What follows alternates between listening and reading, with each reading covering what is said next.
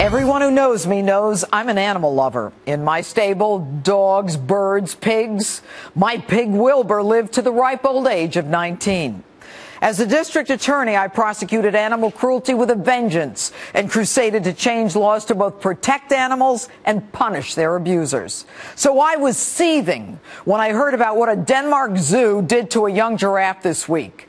Imagine an almost 2-year-old healthy, beautiful giraffe having his favorite breakfast of rye bread, then taken down, legs strapped to bolts in the floor, shot in the head, dissected, sawed, quartered, skinned, and offered up to lions who continued to tear him apart as the crowd, including small children, watched in horror. You may ask, was a giraffe diseased? Genetically inferior? Might he have been a danger to the other animals? Could the zoo not afford to keep him? The answer to each question, no. The zoo's reason for the slaughter, quote, his genes were well represented in the zoo population.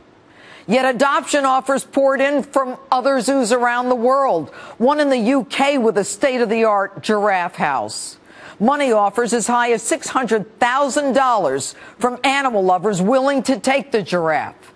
The zoo's response, quote, there might be some inbreeding in another zoo. Inbreeding?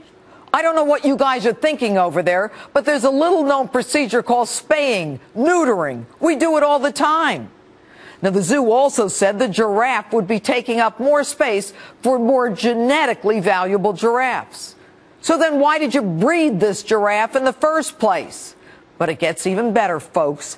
After worldwide outrage, the spokesman for the Denmark Zoo says, I'm actually proud because we've given a huge understanding of the anatomy of a giraffe, and we're here to educate people. It's a good way to show people what a giraffe looks like, and the children in the audience were fascinated.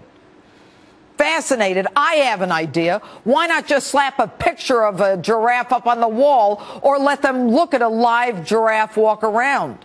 And what are you proud of? How brutal you can be to an innocent animal? How an innocent animal can be overcome by your brute force? The truth?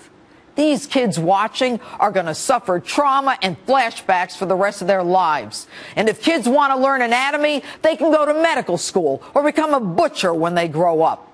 They didn't need to see a magnificent animal massacred.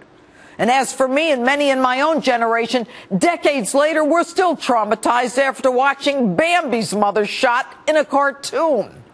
And don't give me any of your circle of life BS. A little-known fact from a woman who's been in law enforcement for 30 years. Every serial murderer I know of started out by torturing and killing animals. Let's hope the kids who witnessed the killing of an innocent giraffe in that Copenhagen zoo stay in Denmark. You should all be ashamed of yourselves. And on the phone, renowned animal expert and zoologist Jack Hanna. All right, Jack, talk to me about this giraffe. Well, I know one thing. I've never said this before in my 30 years in the TV. I want to have a copy of what you just said. I want to show it to the International Zoo Association for 3,000 people come September. I want exactly what you said because you're right on every single statement. I've done this for 40 years professionally. I've slept maybe 12 hours in the last 4 days. I really have. You ask my wife or anybody that knows me. I cannot get over what happened. It's beyond abominable. It's beyond anything I've ever heard in the animal world. A perfectly, as you said, healthy animal. In the zoological world, our duty is, by the way, 95% plus of our animals are born in other zoos. Our duty is to take an animal from birth to death and show that animal the best we can as far as where he lives in our zoological parks, which costs millions of dollars, and educate people about what they will never see. You got to remember something. A lot of people in this world, maybe 0.1% have ever seen what I've seen filming around the world. I want people to see themselves in a zoological park and in a natural habitat what giraffes are like. Do you really think that that's what we do? That's what we work very hard at, educating folks about our animals in the wild. Because if you love something, you can't save something. Do you tell me what anybody in the world could have loved from something like this? And I think I told you earlier what a letter said to me. Is this really? This is terrible. I did not say this, okay? Mm-hmm. Is this the Hitler of the animal world in Europe?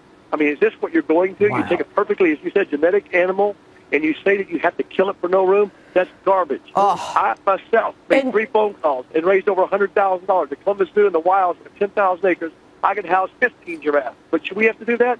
No. They should be able to have done it over there. But I would have taken this animal in a split second, having known this before it was too late. All right. Jack Hanna, thank you so much for being with us this evening. We very much appreciate your input.